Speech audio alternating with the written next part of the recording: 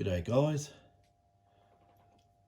Today I'm dealing with soldering irons or soldering irons, however you want to say it. And I noticed on my little soldering or soldering station, the word solder has an L in it. And as far as I'm concerned, you should pronounce the L. So I'm going to call it soldering, not soldering, L-ering. I don't know. It's just the way that words developed and spread through the population. I don't know. It's like Xena and Xena. Xena the warrior princess or Xena the diode. But they're both diodes as well. Gets confusing, so whatever. Okay, I have this Chinese, I think, soldering station. I'm going to say soldering, otherwise it just sounds ridiculous saying two words all the time. There it is, that black thing over there. It's got a hot air gun and it's got a power supply built into it as well. Don't know what for, but anyway, it's got a variable power supply in it. And yeah, the end of it, which I've got pulled apart at the moment, looks like this. Now, there's a big problem with all these irons, all right? And it's to do with the way that many companies have tried to copy the Hakko, and I hope it's pronounced Hakko, or is it Hakko, or is it Hakko? It's got two K's in it. Anyway, I'm not going to play off words. I'll call it a Hakko. We all call it Hakkos here. Might be right, might be wrong, who knows. But anyway, what I keep finding when I'm doing work with my little station, little iron, I'll call it an iron. We call it a soldering iron or soldering iron. We'll call it an iron. We can't get that wrong, can we? Okay, first of all, I kept on finding I had to crank up the heat when I was doing particular jobs. And I went on an investigation. Why is it so? And with these tips for the iron, they had a fairly big hole in the thing. But if I get this and put it on this gadget, it's as loose as almighty hell. I can rock it side to side. There is going to be very, very, very little heat transfer there. And once you put this on a job, the heat's going to dissipate out of the tip, and the element has to, it's not in hard contact. It's basically a little bit of convection through the air gap in there, and it's not very efficient. And I think that's been the problem all along. Now, as I say, there's a lot of different bits and pieces out there, and we get these. Now, these come from, as far as I know, it's got, it says made in Japan. I don't know if they really are. I think it could be, well, buy them from China, made in Japan. I doubt it. I think all these tips are actually made in China, and they're knockoffs. I don't know. I really don't know. Is that a genuine part? I got a lot of them. I bought them all on eBay and Alibaba. So I can't see the Chinese dealing with the Japanese to resell these at lesser price than what the original Hakko ones are. Doesn't make sense. I'd say, in my opinion, they're all knockoffs. Anyway, the trouble is with these things. Now, this one here, I mean, this one is a nice beefy sort of a tip, but this is even worse. There's no closeness in the contact there. So, but what I found is some irons hit and miss have these little ferrules. I don't mean ferrules. These things. Some have it and some don't. I have noticed that on this particular iron, mine never had it. It goes over. It's still loose, but then, give you an idea of how much gap there is. I can just slide that right over, and it's still loose. It's no good. I don't like it. So, well, it's in the end there now, but, you know, the other ones don't have it. Now, I'm going to have to get that out because I was going to show you something. Now I got stuck in there because I pushed it too hard. But anyway, I'll get it out. Out she comes. So we got that tip. Now we've got these ones, right? Now, as far as I know, these are much the same. Now we get so we'll put our ferrule in there. No way known, won't go. Won't go in a million years. There's nothing in there. It's just the way these are made. So it's a hit and miss with tips. Now, what I've done, and I reckon this is a good idea. I think it's a good idea anyway. Damn it. Yeah, I brushed my thumb with a drill bit and yeah, I took off about a micron of skin, but it's enough to be annoying. Okay, what I did with this, say I want to put a new tip on. Okay. New tip on the iron, loose. So, to the rescue, to make something snug. Now, here we go, another word problem. This stuff, tin foil, right? Well, it's not tin.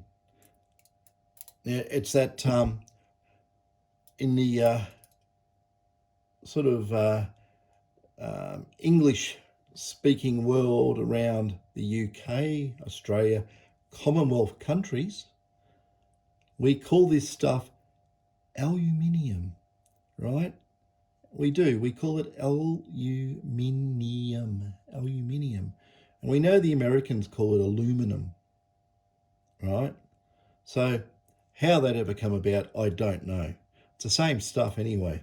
So it's not some magic. People say, oh, it's aluminium or aluminum. It's all the same. We can call it cooking foil. I don't know. Yeah, whatever. So anyway, we've got a disparity in wording. But anyway, this is just the stuff you buy in the supermarket. Right? That's it. And what I've done, I've got some of this stuff, and if I try and pick it up, the one I've done, it'll squash. I made a little cylinder. You can see that? Just 2 wraps of this stuff. Okay. Push it on. It doesn't have to be a snug fit because when you put the tip on the iron, it'll compress. Just got to get it started like that. Okay. Now, if I get this and I just nicely roll it back and forth down, that's a snug as. That is really snug. Now, I know people are going to say, oh, but it gets hot and you're going to get thermal expansion. Yes. The metallization on the actual heating element, or the heating element itself, which is usually ceramic, you could argue, well, that's going to expand, right? No, it won't. It's not going to expand much anyway. And if you got the one of these ferrule, whatever you want to say, that's going to expand a bit, but also that's going to expand. So it's probably all much of a muchness. And, then you can have the argument, people say, oh, but they're loose because the expansion is going to end up gripping this. It doesn't. I've had it hot and I've touched it with the needle nose pliers and it's loose. Even if it's on, you can have it on like that, by the way, and it's just loose. So that's my cure for a good thermal fit. This tin foil. We call it tin foil. It's not made of tin, but you know, it's highly thermally conductive. It's really thermally conductive. Nothing wrong with that. So, how to fix your irons? Give it a good snug tinfoil treatment. You know, it's not going to come off. And the other thing too, you shouldn't put your greasy fingers on it too, because it leaves burnt oxides all over it as it gets hot and goes black. Speaking of that, if you can see, this is the thing that goes over the top part of the element and holds the iron tip in. These go really discoloured, and you can see that it's really horrible. It's probably touching bits of plastic and things as I've been using it. This is old. It's been used for years and years. But what I did, I got a little trick, and I got this set up here, right? And you'll go, what the hell's that? Okay. That nice shiny one, well, it's a lot better than what it was, looked like that. Okay. It looked really, really gunky and horrible. So what I got a wall plug. This is a wall plug you use to drill a hole in a wall, put that in and put a screw into it. You know, hardware store type thing. This is just what I had lying around and I found it fitted. So what I did, okay, oh dear me, I got this, and I'm looking at the back of the camera, but I should be doing this. I just push that in there, hold it tight, like so, and then I had it here.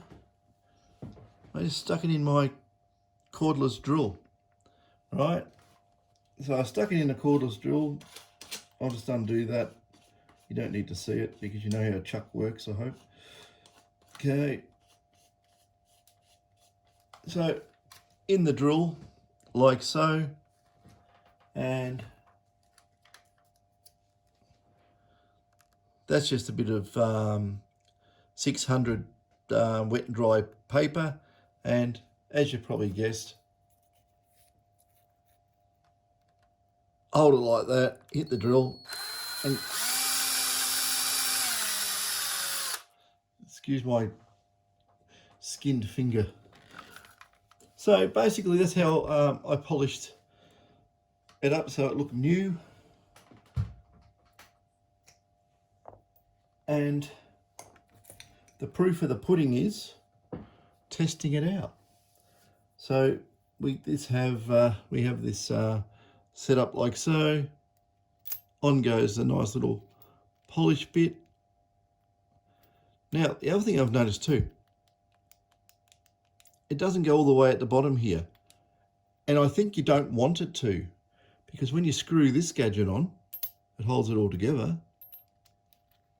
I'm going to go backwards to get the thread to come on in the right angle. Okay, tighten that up,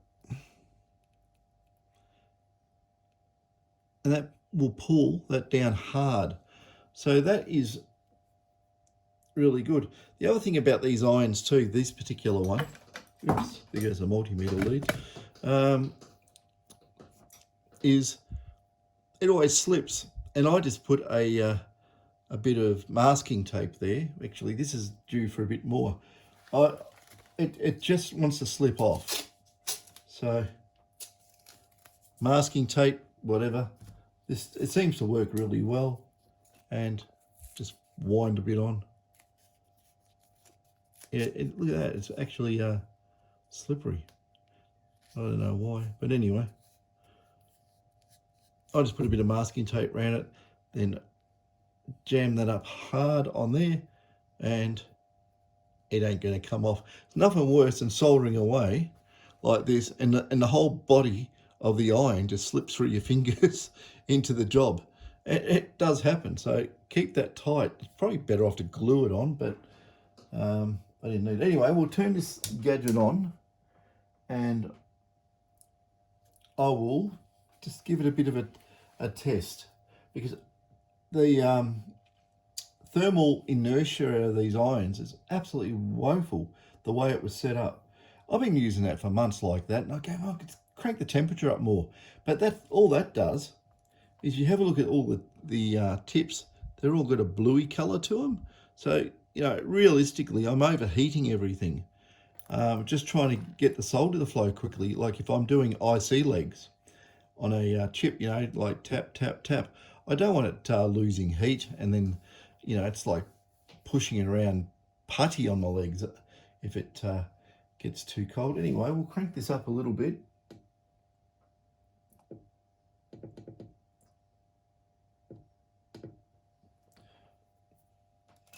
We'll just see how this melts this stuff.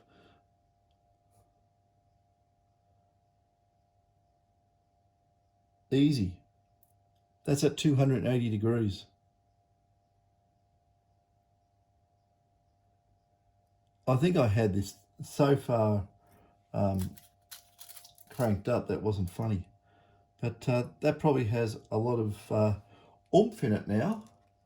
It has a readout on this iron that, well, actually, I'll just try and, I'll stick this on a, oops, you can't even see what I'm doing, can you? I'm just going to stick this on another tip. See if we can suck some of the heat out of it. No, it's just staying there at 280. It has a feedback system in it. Not a problem. So, can I actually solder to the tip? This will be interesting. I don't know if I can do that, but we'll see.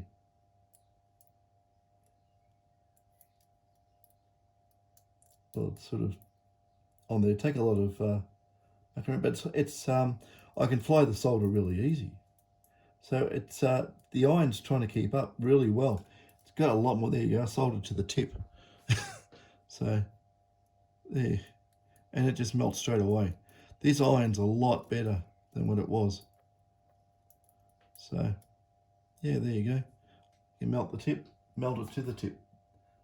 Now I can drop the temperature of my iron, and I don't have to crank it up and burn it out, like and get the tips overly cooked.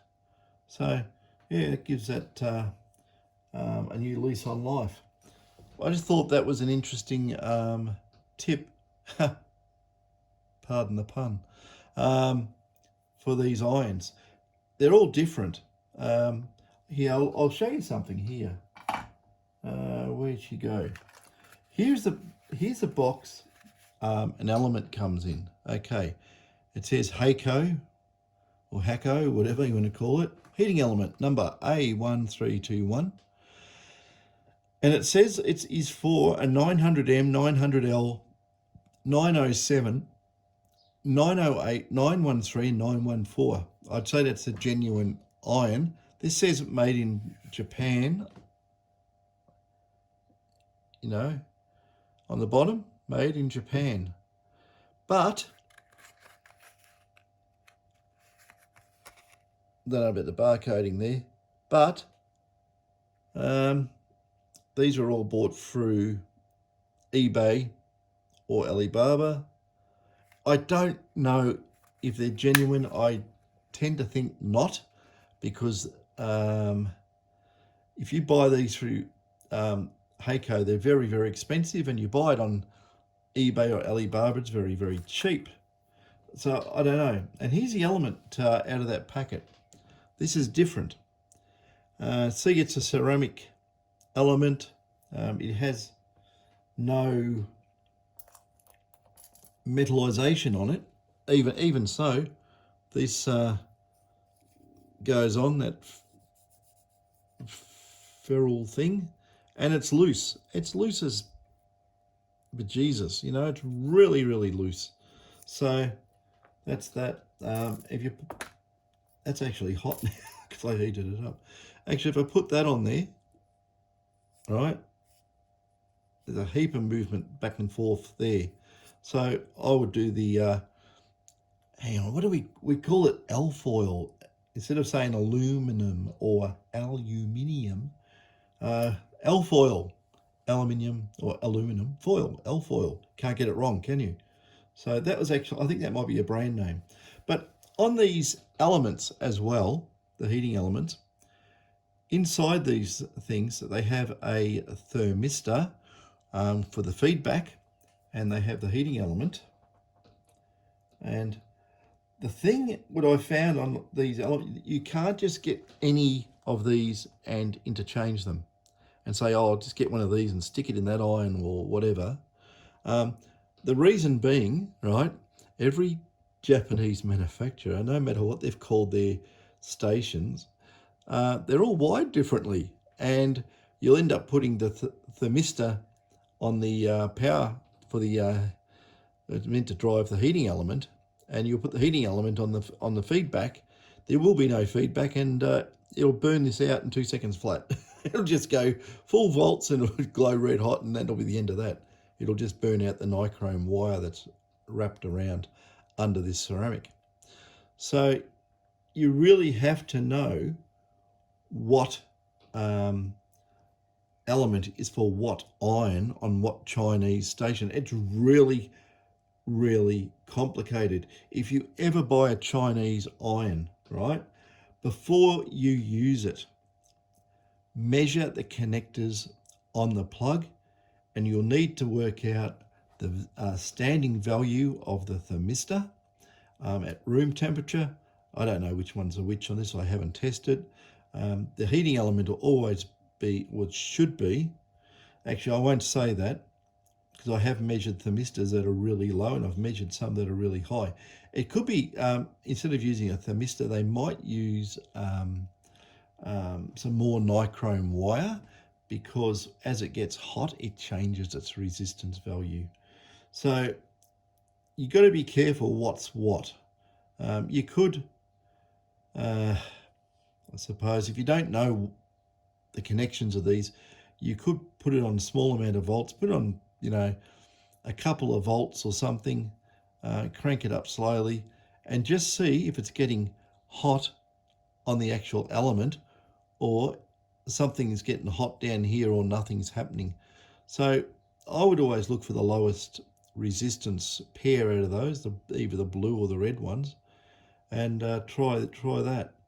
So, and also on the plugs, some of them are 5-pin plug, some are 4-pin plug, and these connections to the station all go on different wires. Well, they can do. It can go on the, the two bottoms or the two tops, and it can be around that way or that way, and it's a nightmare. I actually had an element burn out on a different station, which is, it's over here. It's actually called a Standig, and it's 937D, right? And yeah, it took me a while to match it up with the right element to make it work. Yeah, it's just actually, did I modify that? I don't know. There's one there I modified. I changed all the plug connections to make it stock standard, like a Hakko, because I was sick and tired of, you have 10 Chinese manufacturers of these, or however it works, and it's the wires in the plugs are like that, or they're like this, or and all over the shop, and you just don't know. You can't throw anything in. And the other thing too, I've had these in the past, these things, different part numbers on it, but still doesn't tell you what it's, well, it says what it's for there, but I don't know if it actually properly marries up with the numbers the Chinese put on it. Like that thing there's 853D, and I think the D makes a difference for memory. And there's two companies making these things, I know, that they're called 853Ds. Well, that's that thing over there. And I don't like doing that zoom in sometimes. I can touch the record button. So that, yeah, that's that thing there. Yeah, I've had different wiring on those. I've got a couple of soldering stations. I buy them over the years because they're cheap, and yeah, they're cheap, all right. It's funny because my son David's actually got a genuine Hakko. He bought it from the Hakko dealer in Sydney, in Australia, and we got a deal on it. Actually, we did some sort of sort of a quasi barter sort of a thing, and yeah, he's used that. It's been flawless. He loves it. Where I used to have Weller irons, and the thing is, the magnetic tips, click, and magnetic hysteresis. It used to sit at whatever 360 degrees or whatever they were. Three. I can't remember what they were. 280 maybe. Okay, a long time ago. I mean, I'm talking years and years ago. They were a great soldering iron until the damn tips where it connects and disconnects get burnt. Then they lose their gold plating, and no matter what you do, the rotten things will stick and oxidize, and you throw it in the bin. And those contacts on a stem setup were damn expensive for what they were, and I couldn't justify it. So for the cost of spare tips, I bought a whole Chinese soldering iron, or let's call it an iron. Yeah, I bought a whole Chinese iron, nice little station, and yeah, it works within reason. But like I said, the tolerances and the way it all works is just not right. So this alfoil's a way to fix it, right? Because I think all these things come out of different factories, and they're all got different hole sizes. I mean, you can't get it that wrong, could you?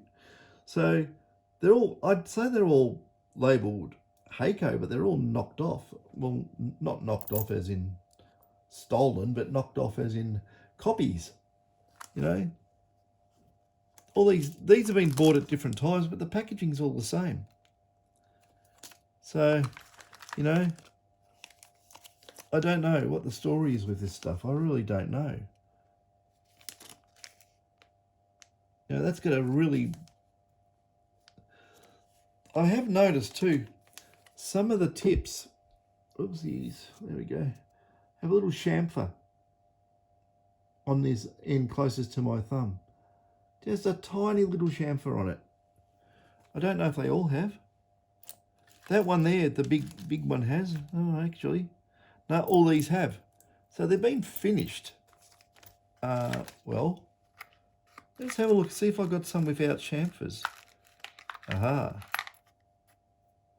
Here, this one. Oopsie, there we go. There's no chamfer on that. It hasn't been milled off. So this is what gets me with this stuff. You can tell these are, that is, but it's a mix, and there's another one. I got these, that one has.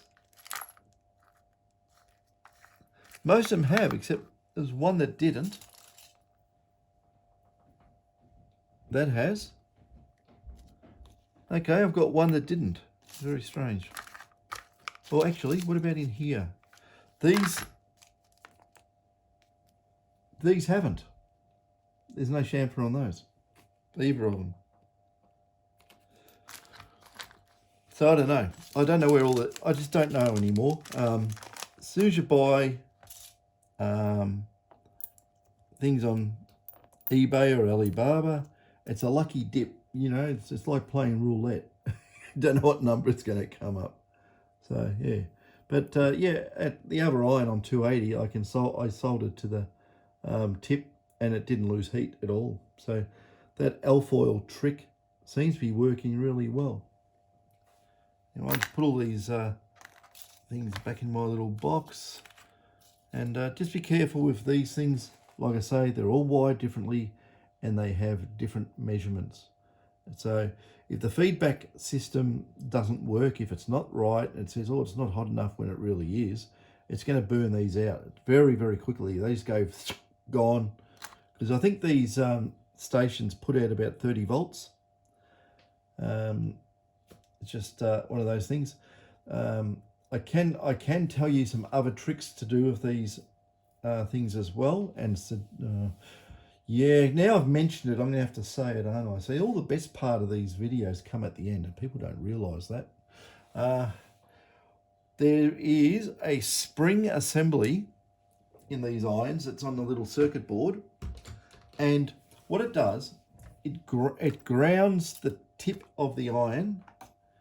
It grounds the tip of the iron and the barrel and everything to ground, right? It takes it all the way back into the soldering, iron, and it grounds it. So this is, a lot of times I tend to work on stuff that is working on the bench. It's on, and most of it's battery powered, so there's no earth return.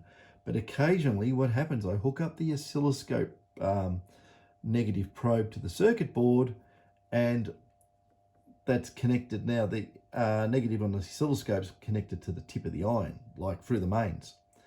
And what you do is you'll say, oh, that looks like a dry joint, is it? And while the detector is on, when I'm doing metal detectors or whatever it may be, I'll touch it. And I just said, oh, I just created a short circuit, and something goes pop, smoke comes out. Can happen. Actually, it has happened. And you quickly realise, oh, damn it, I had the crow probe on. What I do on these, the spring connection to the tip, because you've got to remember, this whole thing runs on 30 volts. And you're not going to get electrocuted off 30 volts. So what I do is I cut the spring, part of the spring, it's got a stem on the spring. And I just put a 1K resistor in there, a good decent size one, for legs on it, not a surface mount. And I connect it 1K resistor to ground. So it's not going to build up any static charge or anything like that. Technically it's grounded, but if you've got your oscilloscope or whatever connected to something, or you're really, poking it, you can probably run a higher, if you're going to work on more higher voltage stuff, you run probably a 5K or even a 10K resistor, and you're not going to do a short circuit to ground and go bang, and blow things up. So on this one here, I think I might actually have that on a 1K resistor inside here to the ground. So it's not grounded hard, it's enough to technically get rid of static charges, but static charges are static charges. They're not really going to say, oh, look at that. We'll have to run down that resistor and dissipate. What I found, and I'll tell you this, you got to have some grounding on the tip. You got to. I worked at a company once, a long time ago, when we were soldering some CMOS micros, I can't remember. They were made by a company in Singapore the company's name was MOSTech. So obviously it was some sort of FET-based technology. CMOS might have been, I don't know. And we soldered with these soldering irons with the irons, and what we found is 70% of the boards we did didn't work, right? And we're scratching our heads. Why is this so? And we're really, going scratch. What's going on? How come all these chips are blown up? We haven't even powered the things up, and when we powered it up, they're all dead. And what we found is that on the stations, it had a banana connector onto a ground lead, and we said, oh, that's just, that's plugged in there. You can connect it up on something so you can have a grounded system, wrist straps and whatever. And we just let it hang, didn't worry about it. But we didn't realize that when you pop this banana connector in, it disconnected the mains ground from the iron. And I got an oscilloscope, and I just got the iron, and I put the iron on. It wasn't really that hot at the time, but I put the tip of the crow probe onto the iron, and it had 30 volts of AC on it. It blew up all the MOS chips. So that 30 volts, it was just leakage. It was high impedance leakage, but it was enough to blow all the MOS gates on these things. Obviously, they didn't have diode protection, and these things were I think there was some sort of tone encoder, tone decoder.